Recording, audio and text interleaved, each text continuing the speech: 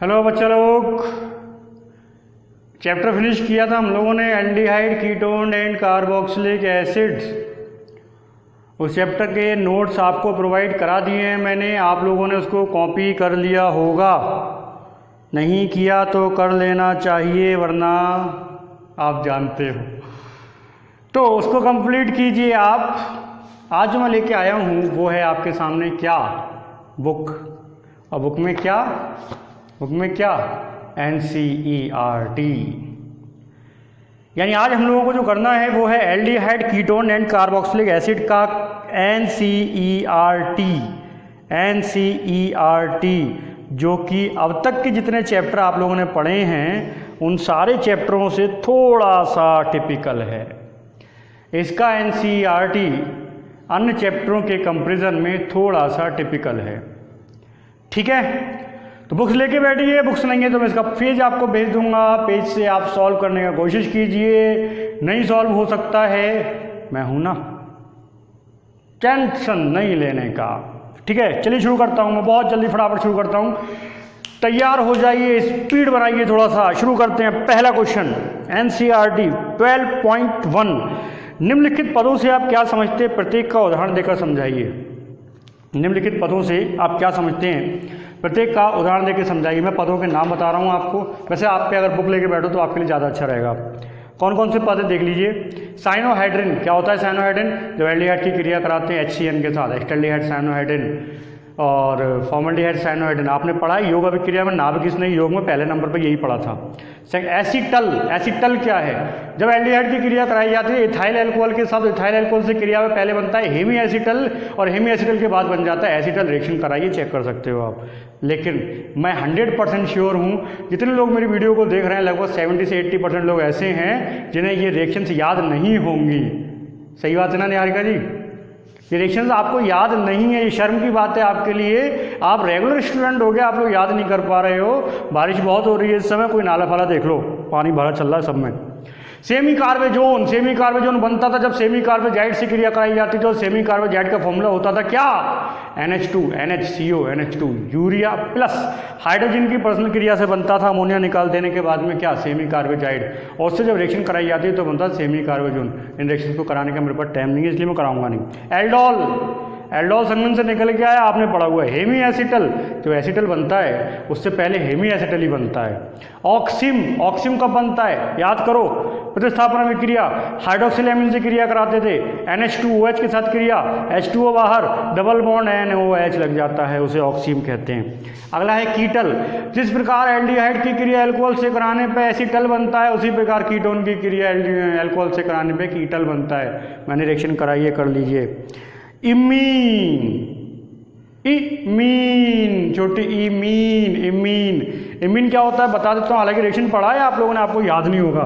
मान लीजिए आपने एक एल्डिहाइड ले लिया, कौन सा?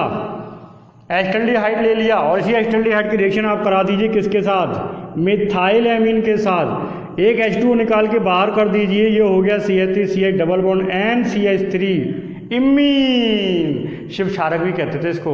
एन मेथिल चल रहा है, एन मेथिल एसिटल्डेमीन। ओके, अगला है 2,4 DNP। आप जानते हो 2,4 DNP क्या था?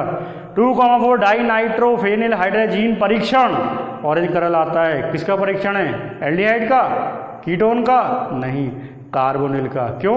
ये एल्डिहाइड भी देते हैं और कीटोन भी देते हैं। ओके, ये सब कंप्लीट हो जाना चाहिए। और ध्यान रखना ये होमवर्क भी है, कंप्लीट करा के आप मेरे को सेंड करोगे, मुझे चेक करने का है आपने सही कराया नहीं कराया। और अगर नहीं भेजा तो आप जानते ही हो। ठीक है, 12.2 जो क्वेश्चन है वो कह रहा है कि निम्न यौगिकों के IUPAC पद्धति में नाम बनाइए। छात्र स्वयं हल करें, मैं नहीं कराऊंगा इसको। निम्नलिखित यौगिकों की संरचना पूछ रहा है। 12.3 में संरचना पूछ रहा है, आप खुद कीजिए, मैं नहीं बताऊंगा। 12.4 में IUPAC नेमिंग पूछ रहा है, आप खुद कीजिए, मैं नहीं बताऊंगा। लेकिन ये क्वेश्चन होने चाहिए आपकी प्रैक्टिस के लिए, आपको टैलेंटेड बनाने के लिए इन क्वेश्चंस का होना जरूरी है। NCERT पागल नहीं है जो फालतू में IUPAC दे रखा है। कोर्स में नहीं है साहब, IUPAC दिया हुआ है, दिया है, लॉजिक है। IUPAC के बिना कुछ नहीं हो सकता, इसलिए दिया हुआ है, इसलिए उसको भी आप जरूर कीजिए।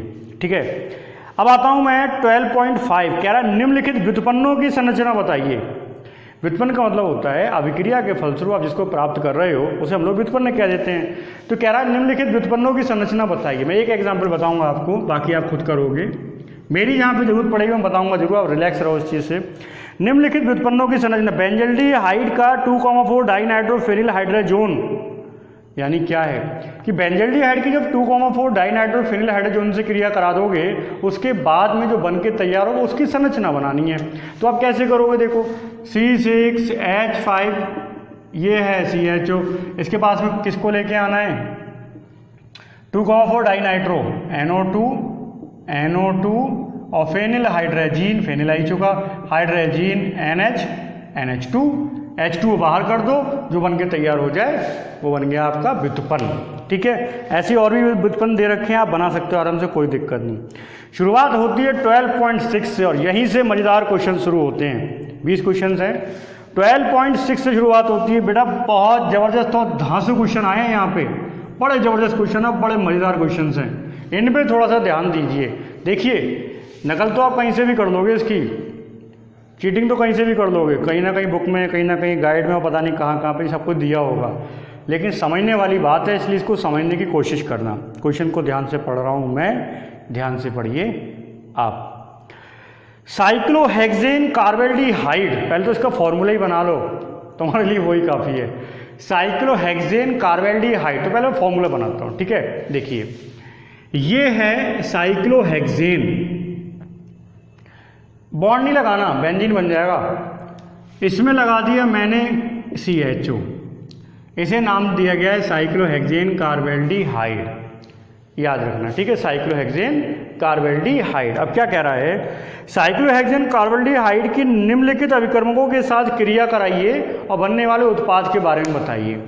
साइक्लोहेक्सेन कार्बेल्डिहाइड की निम्नलिखित अभिकर्मकों के साथ क्रिया कराइए और बनने वाले उत्पादों को बताइए। किससे करानी है क्रिया, इसकी क्रिया करानी है PH MgBr और H3O+, ये रिएक्शन लिखी हुई है। ठीक है, तो मैं 1-2 रिएक्शन इसकी कराऊंगा, ज़्यादा नहीं कराऊंगा इसकी, और इस क्वेश्चन में आपकी 5 रिएक्शन लगी हुई हैं, मैं कुछ करा रहा हूँ, ध्यान दीजिए। इंपॉर्टेंट बात तो ये है कि मुझे दुख इस बात का हुआ कि जब इस रिएक्शन को मैंने बच्चों के बीच में लेके आया तो कर नहीं पाए, और मुझे इस बात का दुख है कि आपने केवल एस्टल्डिहाइड या फॉर्मल्डिहाइड की रिएक्शन याद कर रखा है, तो वास्तव में आप बहुत गलत कर रहे हो, अपने साथ भी और मेरे साथ भी। इतना मैकेनिज्म और इतना बेसिक पढ़ने का कोई मतलब नहीं है कि अगर आप इस रिएक्शन को ना कर पाएँ।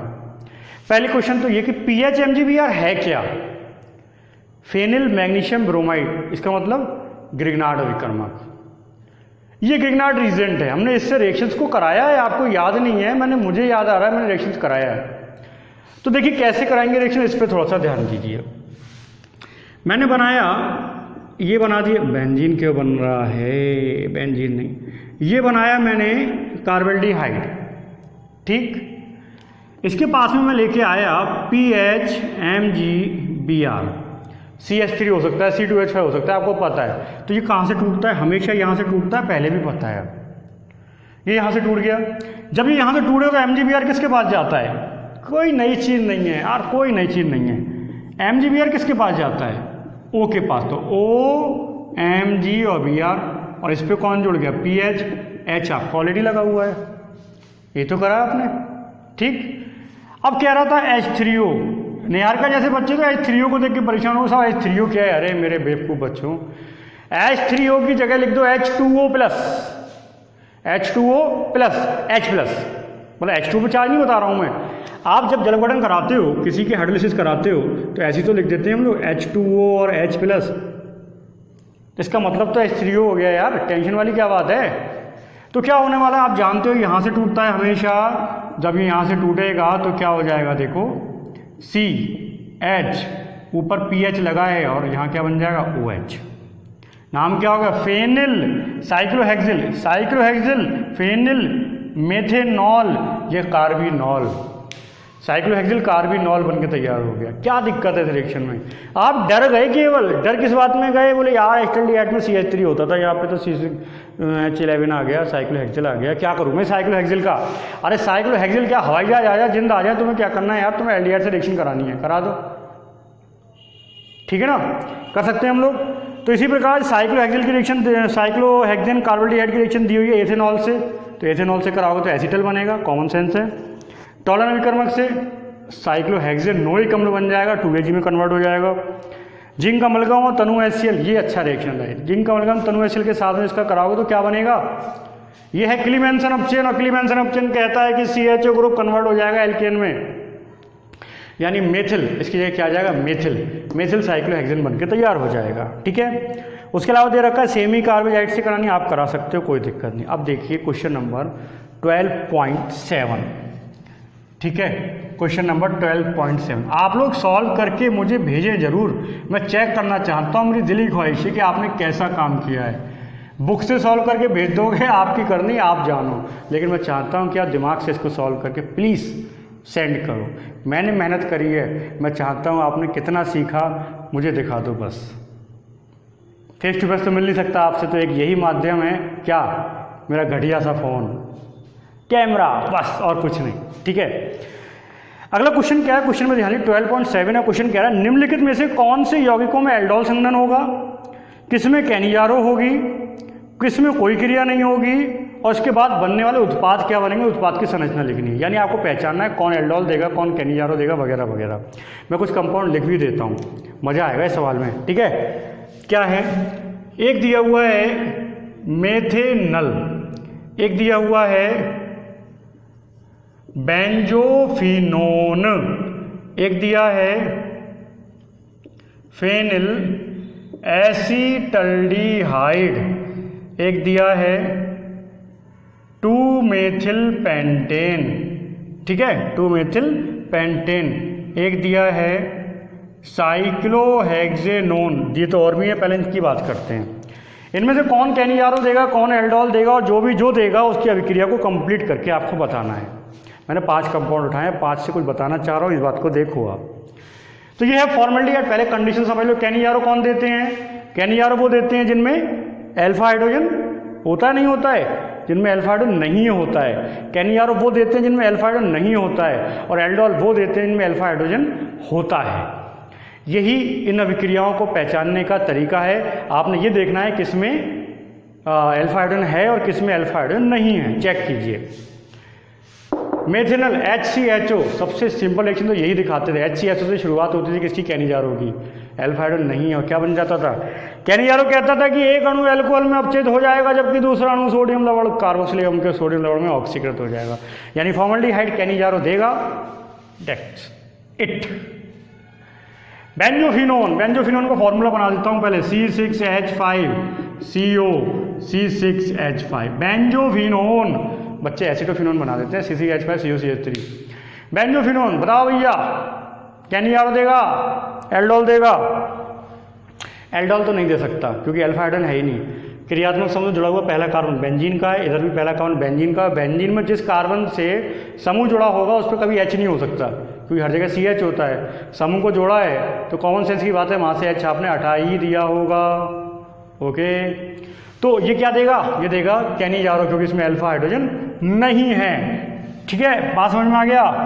अगला है फेनिल एसिटल्डिहाइड, फेनिल और एसिटल्डिहाइड। तो पहले पप्पा का नाम बनाओ। पप्पा, पप्पा कौन है, एसिटल्डिहाइड CH3CH, ये तो हो गए पप्पा। अब इसमें लगाना है फेनिल, तो फेनिल लगा दिया। फेनिल लगाओ तो यहाँ पे क्या करोगे, एक H कम करना पड़ेगा निहारिका जी, एक H कम कर दिया, ये हो गया C6H5CH2CHO, फेनिल एसिटल्डिहाइड।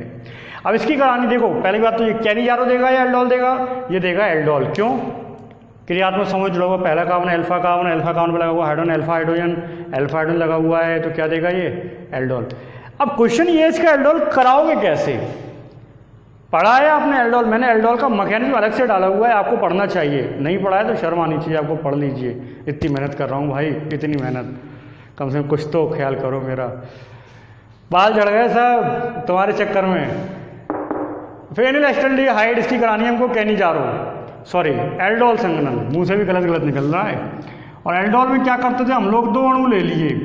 गारंटी है अगर मैं इस रिएक्शन को ना लिखूं तो विवेक जैसे, वैभव जैसे छात्र भी इनको गलत करेंगे।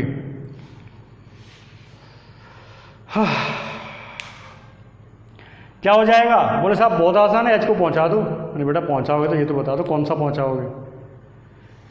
ये वाला H निकल के यहाँ से जाएगा, मैं इसको डबल बॉन्ड से लिख दे रहा हूँ, थोड़ा सा आसान। ये वाला यार यहाँ पहुँच गया, जब ये H यहाँ पहुँच जाएगा तो बन क्या जाएगा CH2CH और इस पर आ गया क्या OH। अब इससे यही कार्बन आके जुड़ेगा, ये CH हो गया, इस पे CHO लगाए और इधर क्या हो गया C6H5। ये है एल्डोल कंडेंसेशन। अल्फा हाइड्रोजन जाता है, हमेशा याद रखिए आप लोग, ठीक है। अल्फा हाइड्रोजन को ही हम लोग निकालते हैं। अब आ गया 2 मेथिल पेंटेन। पेंटेन है, पेंटेन नहीं होगा यार, पेंटेनल है। 2 मेथिल पेंटेनल, ठीक है। 2 मेथिल पेंटेनल संरचना बनाओ जरा फटाफट 2 मेथिल पेंटेनल की। तो 1 2 3 4 5 ये हो गया 2 मेथिल और कार्बन को कर दिया बैलेंस, ये बन गया 2 मेथिल पेंटेनल। बताओ क्या देगा कैनियारो एल्डोल, जल्दी बोलो फटाफट। ये देगा एल्डोल संघनन। क्यों पता है, क्रियात्मक समूह जुड़ा हुआ पहला कार्बन, अल्फा कार्बन, अल्फा पे लगा हुआ है हाइड्रोजन। अब इसके पास में आया हम दूसरा अणु लेके CH3 CH2 CH2 CH CH3 CH। ध्यान देना, मैं इसको फिर से इस तरीके से लिख दे रहा हूँ आसानी हो जाए। ये वाला H जाएगा यहाँ पे, ये वाला H, जब ये वाला H जाएगा तो क्या बन जाएगा विसारिया जी, ये वाला H जाएगा। समझ में आ रहा है बात? यही H जाएगा तो यहाँ पे क्या हो जाएगा OH हो जाएगा। अब ध्यान देना नीचे क्या जुड़ेगा, ये वाला कार्बन जुड़ेगा ना इस वाले कार्बन से, H तो चला गया तो यहाँ पे वजह C पे एक तरफ क्या चल रहा है CHO, एक तरफ क्या लगा है CH3 लगाए और एक तरफ क्या लगा है CH2 CH3। ओके, ये बनेगा कंपाउंड, आपका एल्डोल संघनन चल रहा है, टेरियोडाइनोस का प्रेजेंस है, ठीक है। अब देखते हैं साइक्लोहेक्सेनोन। रेशंस करनी है सब, आपको ध्यान रखना। साइक्लोहेक्सेनोन, चलिए साइक्लोहेक्सेनोन की बात करते हैं थोड़ी सी आपसे। क्या करना है साइक्लोहेक्सेनोन में, इसको भी समझ लो थोड़ा सा।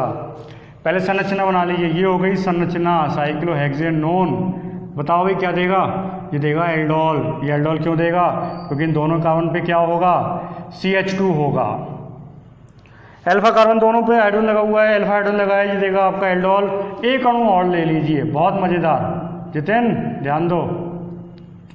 यहाँ पर भी CH2 लगा, यहाँ का हाइड्रोजन यहाँ पहुँच गया, इधर का इधर भी आ सकता है, कोई बड़ी बात नहीं। तो जब ये चला जाएगा, ध्यान देना जरा, यहाँ पे तो OH हो गया। अब ये वाला कार्बन किससे जाके जुड़ेगा, इस वाले कार्बन से, जहाँ से निकलता है उसी के कार्बन से जुड़ता है, तो इस पे जुड़ जाएगा कौन, ये बन के तैयार होगा। आ रहा है बात समझ में? तो इस तरीके से आपको एल्डोल और कैनियारो बताना है कि कौन एल्डोल देगा, कौन कैनियारो आपको रिएक्शंस को फिनिश कराएगा। ओके, ये है आपके 12.7 क्वेश्चंस कंप्लीट करे हम लोगों ने। 12.7 क्वेश्चंस को हम लोगों ने कंप्लीट किया है और आगे के क्वेश्चंस आप लोग कंप्लीट करने की कोशिश करें, वरना मैं कल फिर आऊँगा आपके पास। जितने करा दिए आज, ये सारे क्वेश्चंस आप सॉल्व करके मेरे को सेंड कीजिए, वरना आप जानते हो। ठीक है, धन्यवाद आपका।